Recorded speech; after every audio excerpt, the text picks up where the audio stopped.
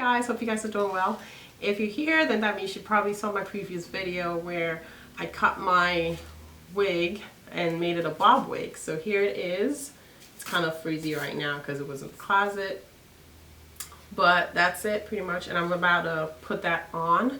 So I'm going to show you guys a quick one on how I install that on. But anyways, yeah, I hope you guys enjoyed this video, and I hope you guys share, like, comment, all that good stuff.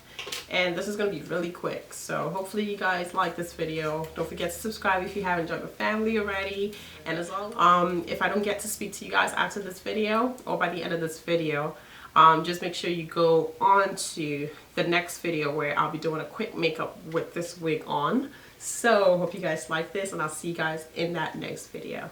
Bye.